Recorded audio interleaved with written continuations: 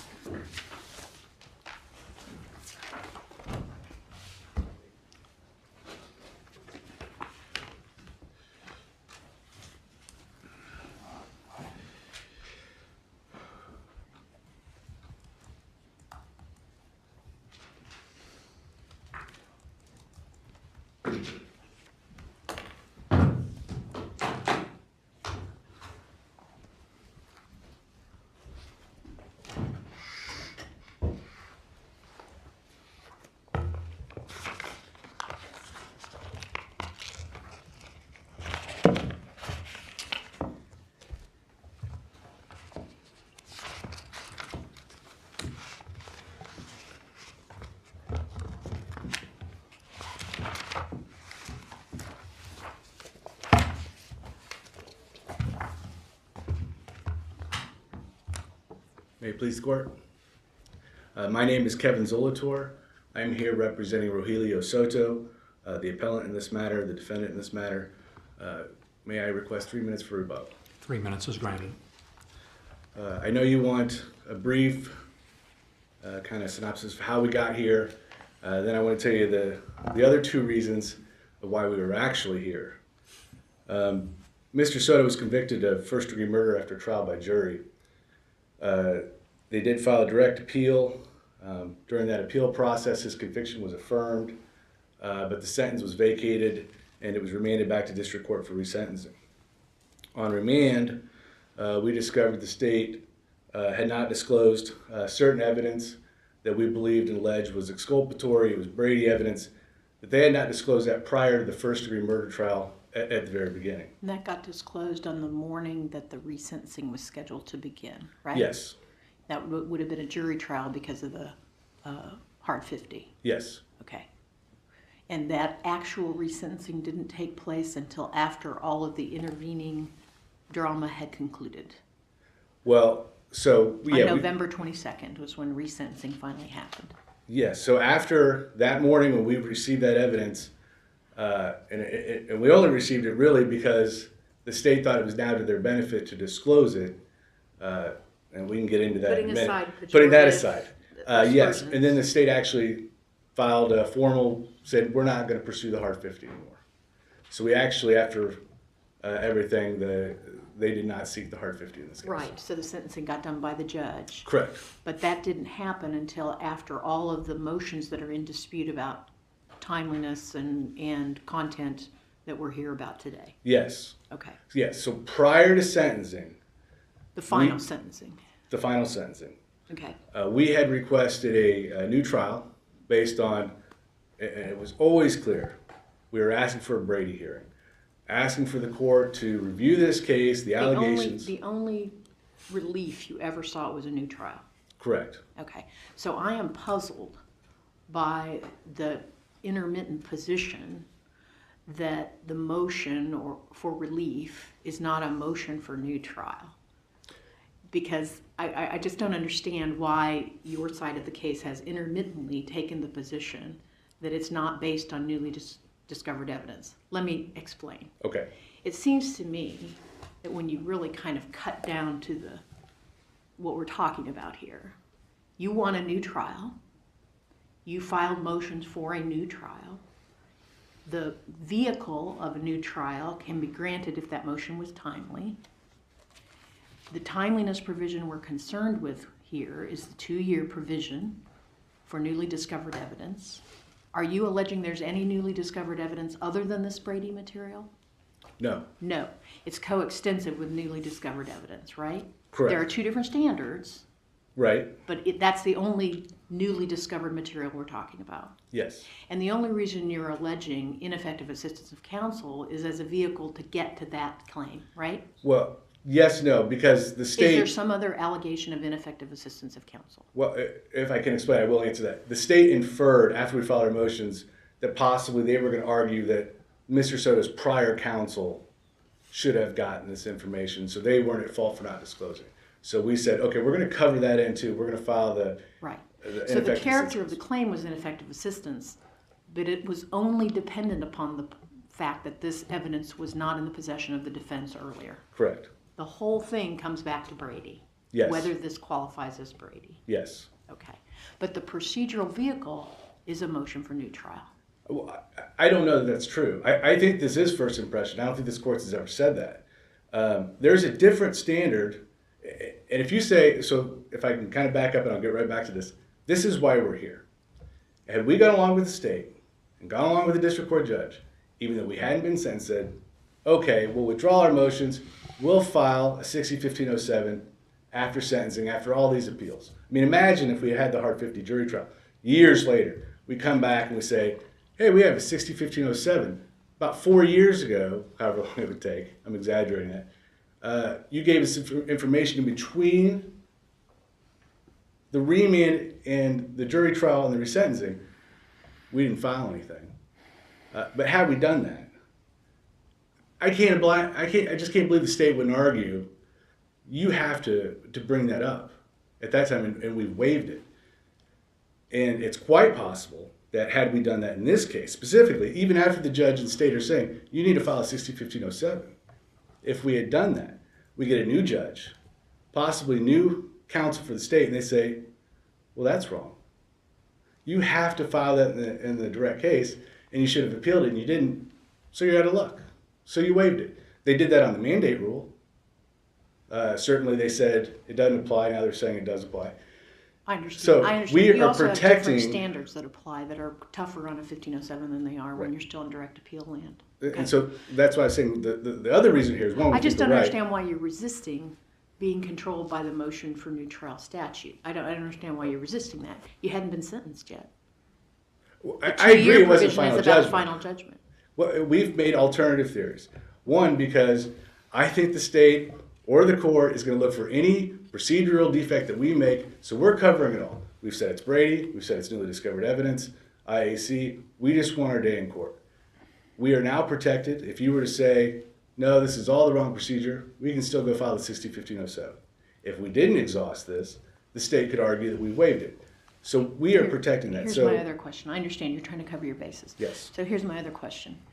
Did the judge rule on the merits in this case? no. Then why can you argue on appeal before us today that we should go ahead and rule on the merits? Because there's case law that says that you can raise a claim for the first time on appeal under these circumstances when you're dealing with a constitutional issue. Brady v. Okay. Maryland says it's a due process violation, the constitutional due process violation. Okay. And we so we don't- can raise that for the first time on appeal. But we don't even have a ruling. You understand there's a difference between raising an issue for the first time when there's been a ruling in the district court and raising an issue for the first time when the district court's never addressed it. And I agree. I think the record's abundantly clear what's happened here. I think the Brady violation, I mean, if you were just The looking- merits never got addressed in the district court. You agree with that? Yes, Okay. yes. I just want to make sure we're on the same page there because it seemed like you were talking past each other on that point. And I wanted to be clear that there has been no merits ruling in the district court on the Brady issue. No, but they did deny our motion, so we were just, I mean, I'm going to put that in there too. If you want to look at the record, which I think you could, Is there any evidence that you would put on other than what we already know? I don't know there's much more. Well, is there any? I mean, because I don't you wanna- asserted on your appeal that we could go ahead and decide the merits of the Brady issue here. So that makes me think you don't think there's any need for an evidentiary hearing in the district court. The state thinks there is, but it sounds like you don't. And that's completely backwards from what we would expect. Well, because I think the record, I mean, if you were just to look at your statement of facts in this case and look at, and this is going to get kind of into the weeds of it, Castro's testimony, and look at the documents they didn't provide. I mean, it clearly refuted his testimony. There Clearly, are aspects and that then- are inconsistent. They are relatively minor in the scheme. He was present, he saw something, it implicates your client. So there are some, I would say, idiosyncrasies or disconnects between what the results of those polygraph examinations of this other witness are and what Castro said at trial. Is there something else that we would need to consider or that a court would need to consider? Is there a need for an evidentiary hearing on the Brady claim in this case? That's my question. well, we've always asked for one. We have been denied that. Not when you told us we could rule on it on appeal. That's inconsistent with that position. Well, that's true. Well, I anticipated the state would say you need to remand this for evidentiary hearing. They actually didn't refute any of our allegations. They just said you to remand it. They actually didn't make an argument on the merits other than you to remand it. So if you found you could, they have made no argument against it. And they would have waived or abandoned that because there's nothing in their brief other than you shouldn't consider this. They do. I think they say something along the lines of you shouldn't consider this a concession, but they don't dispute any of our factual allegations, that they had this evidence way before the trial, they didn't disclose it, or anything like that. But going back, I guess, to the original, why we're fighting this is we're going to get the hearing, I imagine, if you don't grant the motion based on the record before you that we're seeking. You know, if there's questions for you on which way you think this can go or it's kind of up in the air, I don't think this court has ever said that a Brady violation is a motion for new trial under newly discovered evidence. There's two different standards. So I don't understand how a district court would know what standard to go under. Because it's clear, this court has laid out the two different standards. And so a district court, you know, when you look at newly discovered evidence versus Brady, what is the procedure? The district court said there was no procedural mechanism. And I agree that there's no statute that says this is a Brady hearing. But in State v. Warrior, this court said, here are the three prongs to determine whether there's a Brady violation. We requested the court make those findings one way or the other. I don't know there has to be a statute. I don't know there's a statute for an Ortiz hearing.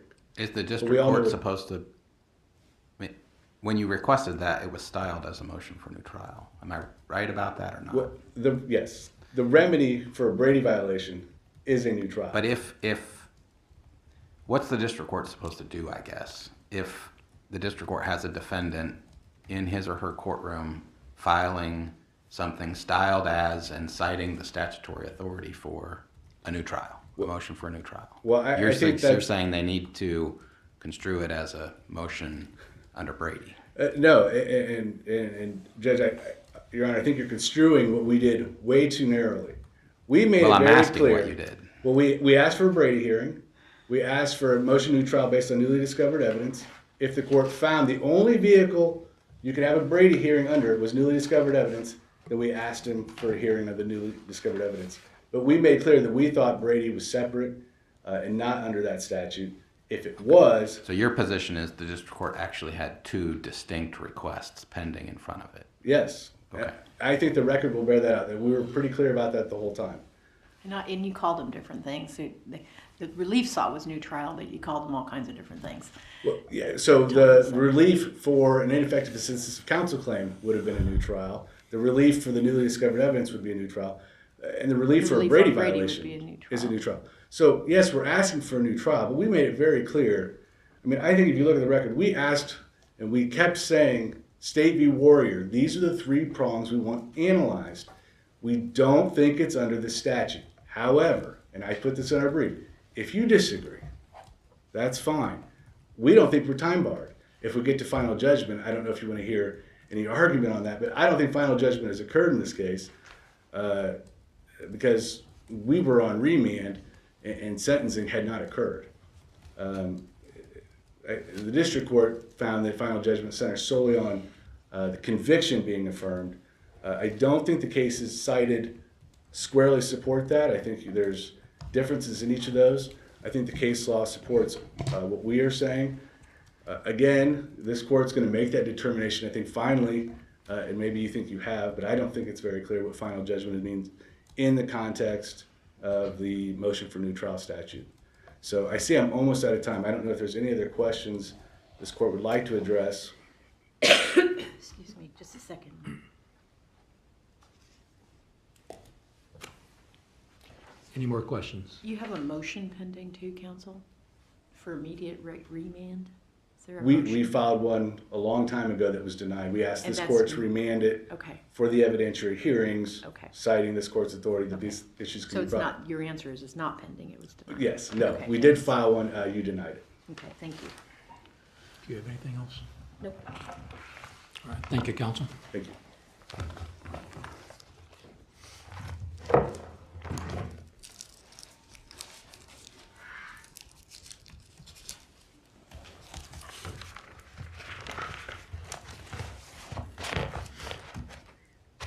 May it please the court and counsel, Assistant District Attorney Matt Maloney for the state. This case clearly presents in a somewhat unusual manner, but our position is that the resolution of this is straightforward and simple. There is a specific statute that governs motions for new trials. And as Your Honor pointed out, Justice Beyer, this is something where the ultimate relief that the defendant has been seeking since finding out about this evidence has always been one thing and one thing only, a new trial. Now, whether that's based on Brady, whether it's based on something else, the ultimate relief that they're seeking is a motion for new trial. The criminal statutes provide a specific vehicle for that type of relief, regardless of the reason. The language in the motion for new trial statute is as broad as it can be. It says if you're bringing it on a claim of newly discovered evidence, you've got 2 years. If you're bringing it on any other basis, you've got 14 days. So there's no exclusion. And they're from different things. Correct. You've got up to 2 years after final judgment, if it's newly discovered. And if it's characterized that way, which it seems like Brady is, whether it was new to the state or not is not the issue. And then 2 weeks from verdict, if it's something else, right? Right. And verdict and final judgment are two different things, right? Yes, they can be, yes. So what's your best support that final judgment had already occurred here? I think Holt would be, as I cited on page 18, Which was 14 years after the fact. And this is on a return on a direct appeal, a remand on direct appeal that's not been disposed of. Well, the statute doesn't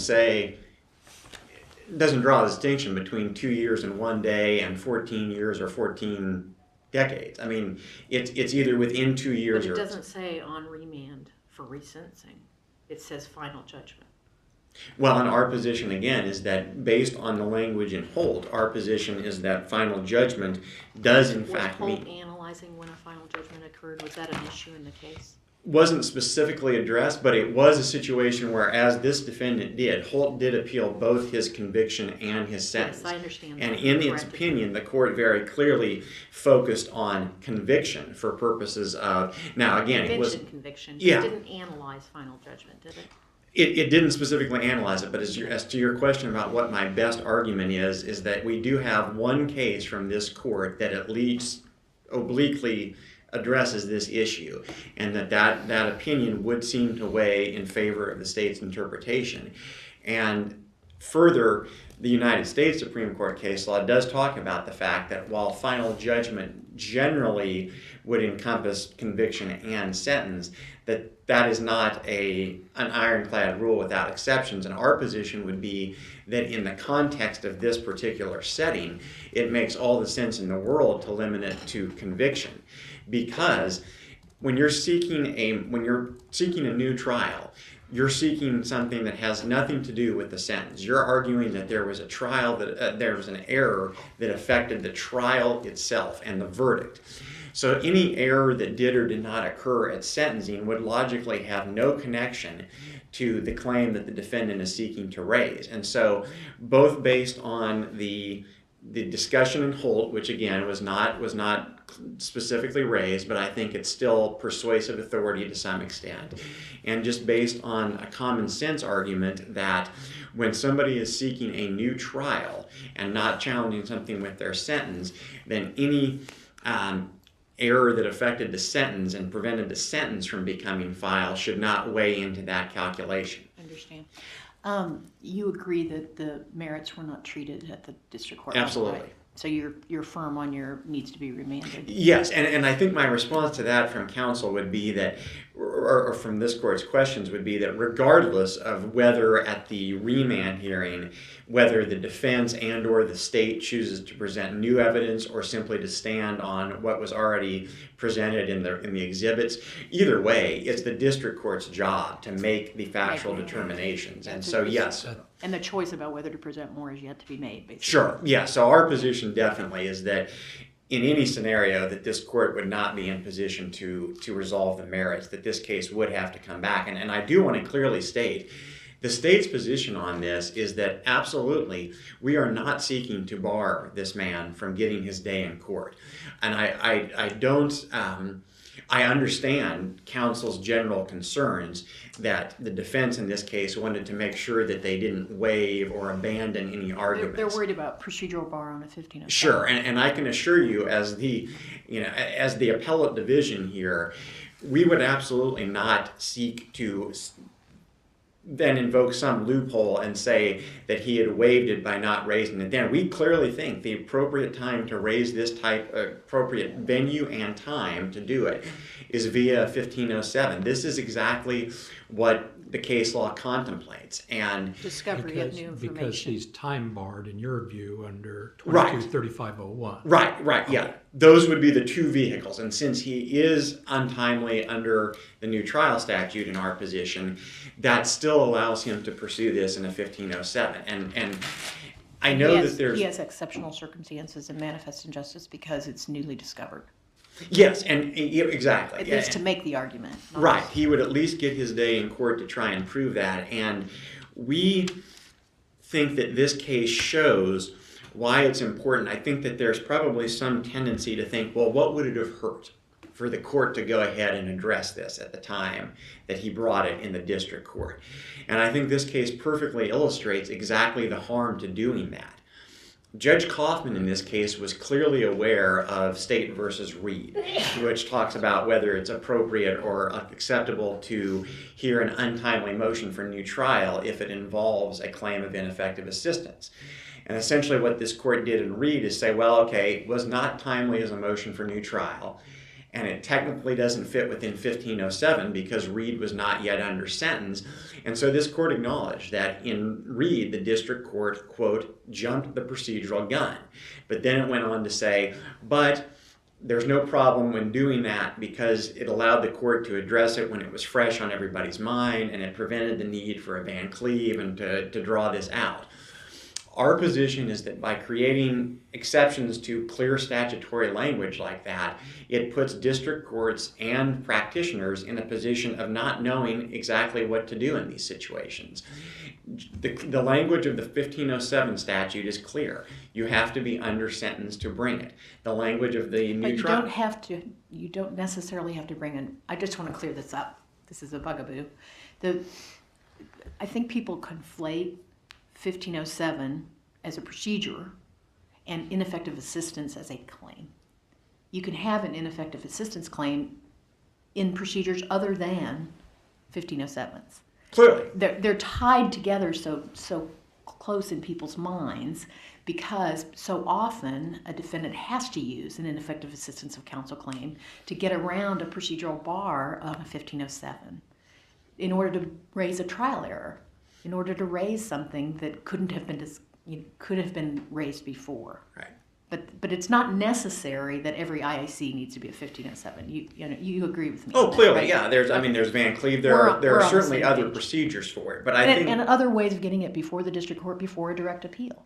right, sure, yeah. I mean, even Okay. before a verdict, and even Before before trial, sentencing. people can claim that counsel was ineffective. So Before sentencing. I mean, it just happened that in Reed, Judge Burgess said, oh, I'll treat this like a 1507, even though it's not really a 15. I mean, it was just a peculiar set of circumstances. right, but our position remains though that for the sake of clarity and so that in future cases district court judges know how to handle this type of situation, we think that the rules should very clearly be that yes, you have basically two procedural vehicles for doing this. One would be the new trial statute. If you're not timely on that, it doesn't mean that you're forever barred. It doesn't mean that the state's going to say, oh, sorry, there's this newly discovered evidence, but we got you. It's been 2 years and a day, and we're going to now pretend that you should never get your day in court. If a defendant has a remedy authorized under the United States Constitution, can the Kansas legislature put a statute of limitations on that?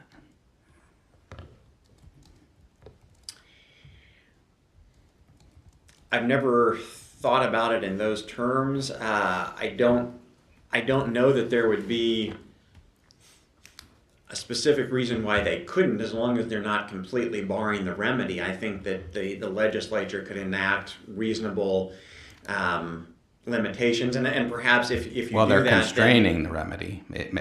Because your argument is we want to funnel all these constitutional claims. In this case, I'll focus on the Brady claim into a 1507 because you want to argue the only procedural mechanism available while it's pending, still on direct appeal, is motion for new trial, and it's not timely. So I'll grant you for purposes of the question that it's not timely here. My question is, why does that failure of timeliness bar a constitutional remedy, a Brady claim?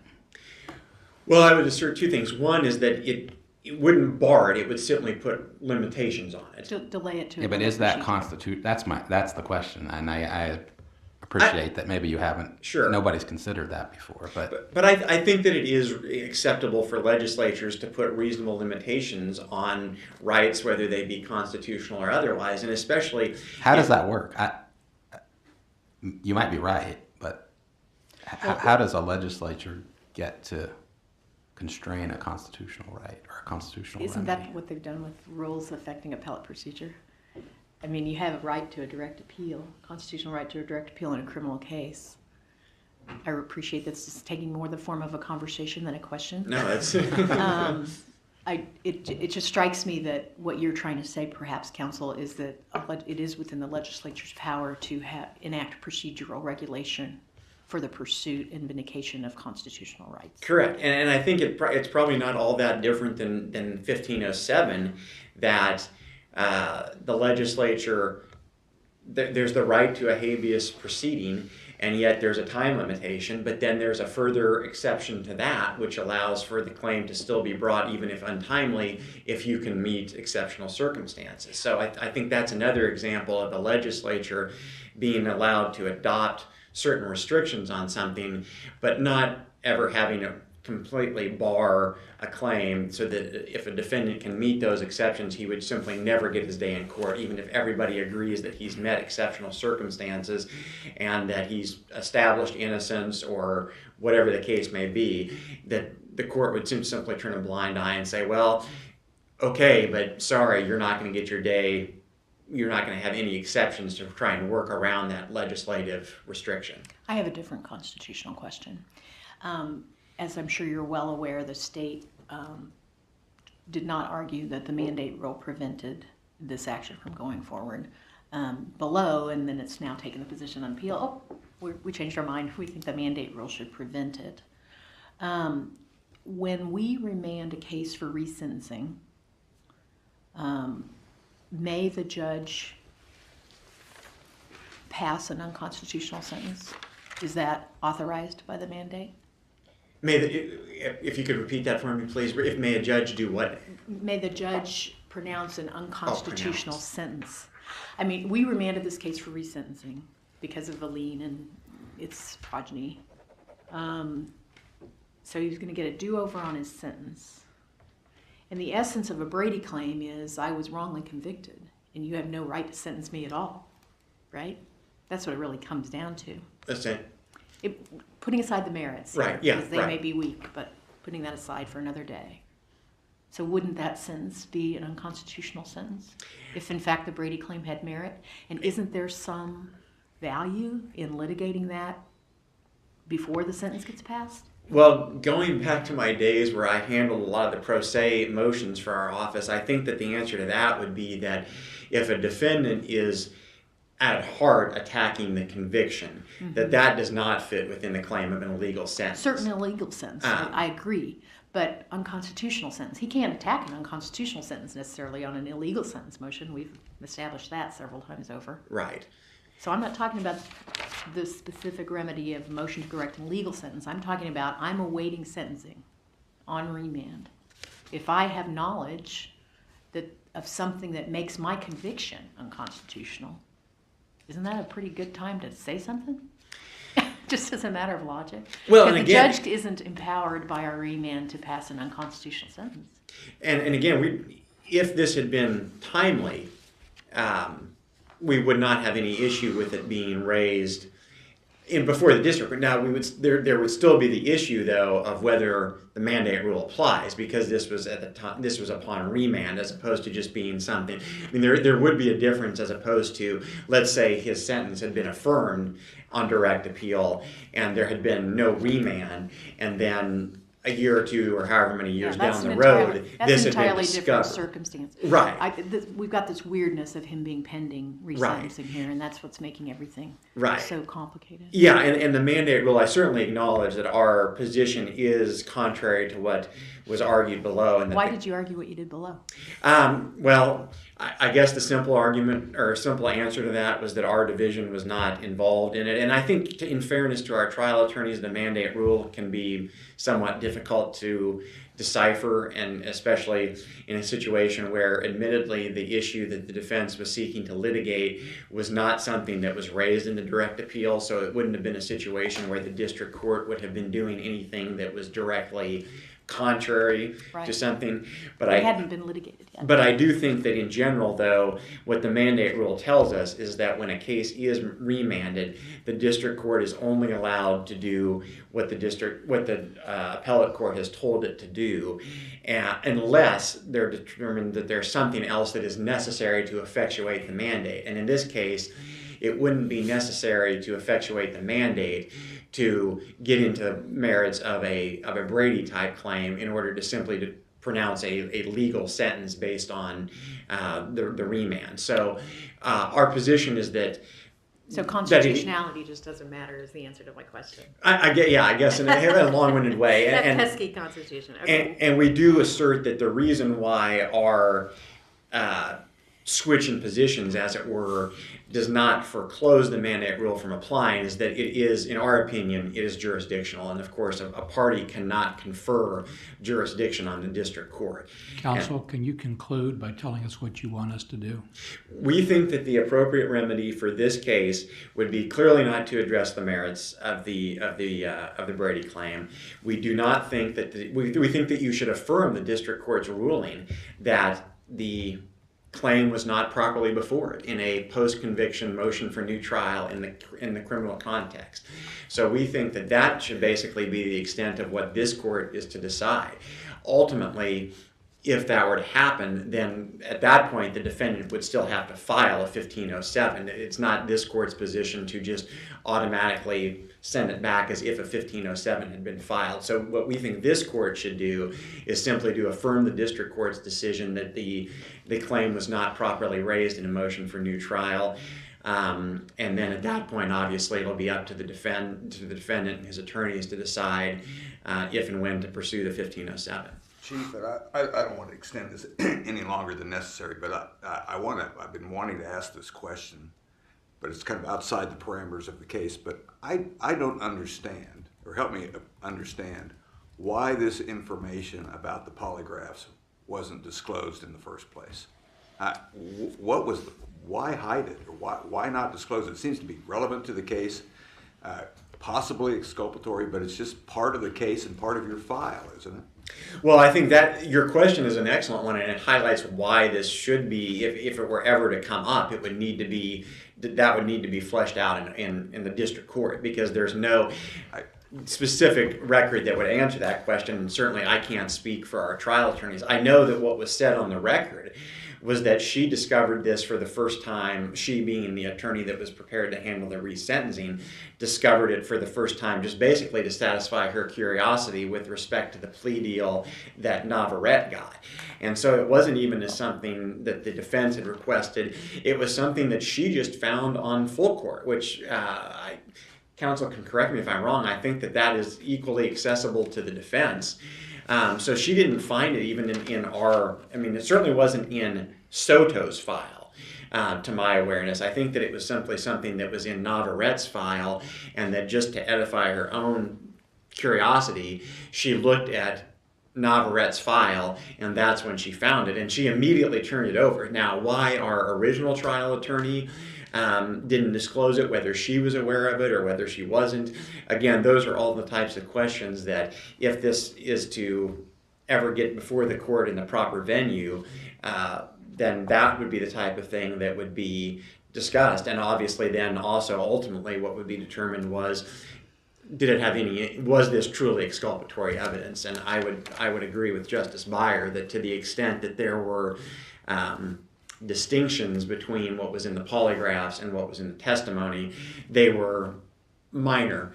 Again, we're not here to discuss that because the district court hasn't made a finding on that, but I would submit that if the case ever does get back before the district court in the proper manner, there are certainly legitimate questions as to whether this was truly exculpatory evidence. Thank you, counsel. Thank you.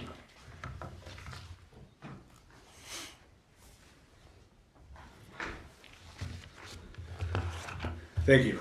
I certainly would disagree that it's minor that the state's star witness, who testified that he was never in the room when the killing went down, is completely contradicted by someone who says he absolutely was in that room and he saw the whole thing.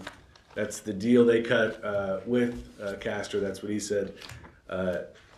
There's other problems with it. They give Navarrete a deal. They say he's not guilty of murder. He was just in the wrong place at the wrong time. We have evidence that supports that. But 3 months later, they were telling the jury that Mr. Soto could be convicted of murder if Navarrete killed this person through the aiding and abetting instruction. The state did have this evidence. In fact, that's in the record. The state even ordered the second polygraph. The district attorney's office did. So they absolutely had it. But I know we're not here on that. Justice, I do want to point this court to Wilkins v. State. In that case, 286 Can 971, this court said basically that Wilkins is arguing that the prosecutor committed misconduct by withholding exculpatory evidence. This court went on to say in that case, his first obstacle is to obtain relief, is procedural. And this is, quote, he is required to show exceptional circumstances, excusing his failure to raise it at trial or on direct appeal. This court also explained exceptional circumstances. And to show that, you have to show ineffective assistance of counsel, or there was newly discovered evidence, or an unforeseeable change in circumstances. Well, we can't argue there's newly discovered evidence in a 60-1507 that we knew about before the direct appeal. So we're just trying to cover our bases. If you want to start a new law and they're okay with, I mean, think about this. Someone gets a remand from the Court of Appeals. They get Brady evidence, and they want to have a Brady hearing. The state is saying it's 2 years has passed. So what the state is saying, they have to wait till they get done with the Court of Appeals, petition with this court, wait for that. Years have gone by, and then let's address the 60-1507, even though he hasn't been sentenced. That makes no sense to me. Certainly, this court can decide that that's the route you want this to take. And I just wonder, if we had just filed a motion and said, we want you to conduct a Brady hearing, would we have been okay? I mean, blame us, I guess, and just give us the remedy we seek. Yes, the remedy is a new trial, but we were arguing there was a Brady violation. So we are arguing there was a Brady violation. Is that covered by the statute? Because the remedy is a new trial, maybe it is. And I would just like to say, in summing up, if you were to agree that final judgment hasn't passed, then we are right to file it here. And had we not, had we listened to the state, had we listened to the court and filed the 60-1507, whether my colleague would have argued it, they argued it, and you say, well, you were right. The district court was wrong. That wasn't time barred. You didn't file a direct appeal, so you've waived it. And that's the scenario we're trying to prevent. That's why we're here. We have been asking for a Brady hearing, I don't know how many times. If we have to go back and file a 60-1507, we'll do that, if that's what you want us to do. But we would ask that you remand and tell the district court to hold the hearings as we filed in this case, and not a collateral proceeding. In my best case, Your Honor, would be CLEPAS, where you cautioned against these big, long litigations, concurrent litigations, which we can't do anyway. I know I'm out of time. I just try to squeeze that all in, and I apologize, Your Honor. CLEPAS was still on direct appeal, just like this case. Yes, and the caution was, we don't want exactly what would happen in this case. Years to go on, and think about how much harder it is to argue these cases 5 years later. I mean, this is already in 2009, 10 when this happened. We were getting farther and farther apart. So that's what we'd ask, and I appreciate your time. Thank you, counsel. Thank you. Thank you both for your arguments this morning. Clerk will take this matter under advisement.